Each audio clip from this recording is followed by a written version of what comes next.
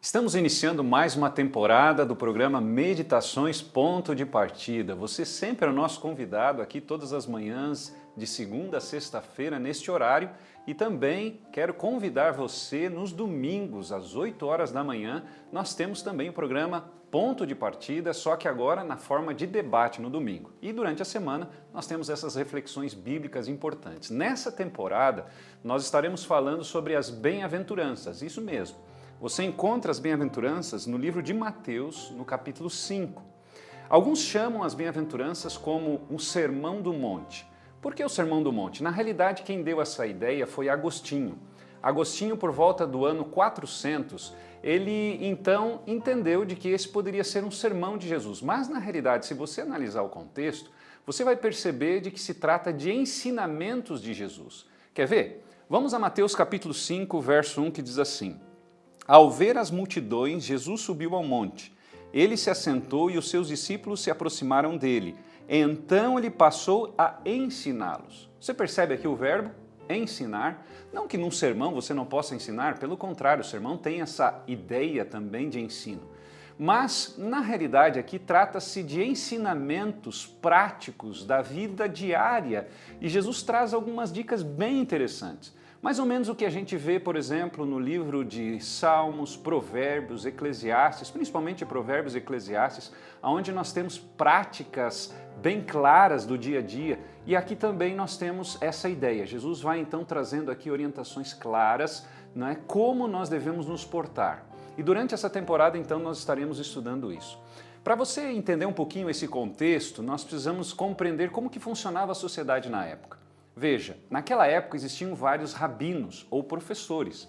Imagina você hoje um jovem que se esforça para fazer um vestibular numa faculdade de renome do seu país, ou até mesmo fora do país. Naquela época não existiam as faculdades como temos hoje, mas existiam rabinos.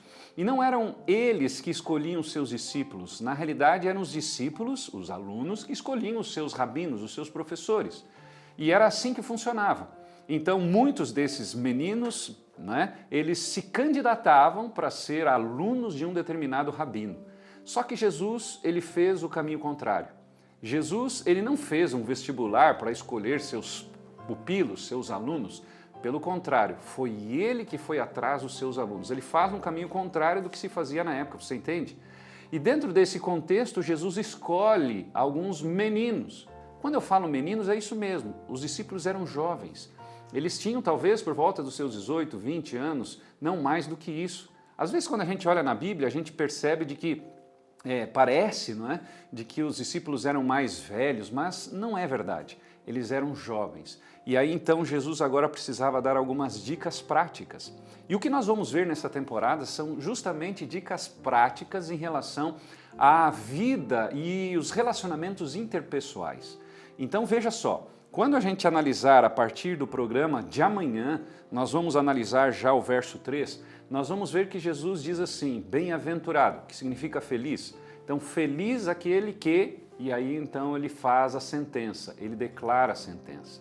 Então, durante esse momento aqui, essa temporada, nós estaremos falando sobre isso. E eu quero te convidar a estar atento, a entender o propósito das bem-aventuranças, que é te abençoar. É o propósito da Bíblia, não é verdade? Não é à toa que o Salmo 119, 105 diz assim, lâmpada para os meus pés é a tua palavra e luz para o meu caminho. Você quer ter uma vida melhor? Venha então conhecer um pouco mais da Bíblia.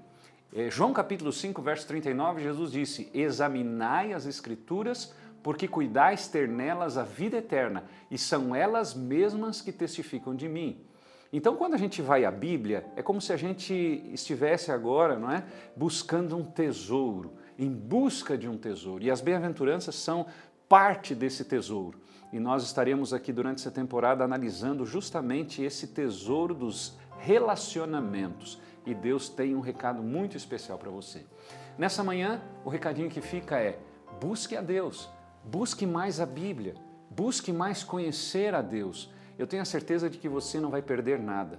É interessante que a palavra de Deus é como um tesouro que não tem fim. Quanto mais você cava, mais você encontra, não é, joias preciosas e Deus está te convidando nessa manhã a fazer isso. Você já pegou sua Bíblia hoje? Essa é uma pergunta que eu queria lançar para você nesta manhã antes de encerrarmos o programa. Será que não está na hora de você dedicar um tempinho para conhecer um pouquinho mais sobre a palavra de Deus, ouvir o que Deus tem para te falar? Existem algumas formas de Deus falar conosco e uma das formas é através de sua palavra. Ele usou cerca de 40 homens escritores chamados profetas para trazer uma mensagem importante, porque nós vivemos num mundo de dor e sofrimento e Ele quer nos dar a oportunidade de passarmos pela restauração que Ele prometeu na sua palavra. Ele disse que vai voltar e a Bíblia é esse código, é esse GPS que nos conduz para esse momento de restauração.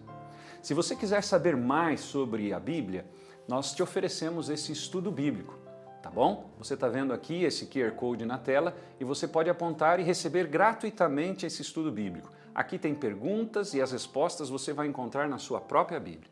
E se você tiver desejo de que alguém possa também te ajudar, basta você solucionar aí, colocar essa ideia aí no seu WhatsApp e nós teremos a oportunidade de também poder entrar em contato com você, tá bom? E não esqueça, seguir a palavra de Deus é sempre a melhor escolha. Um grande abraço e nos vemos amanhã.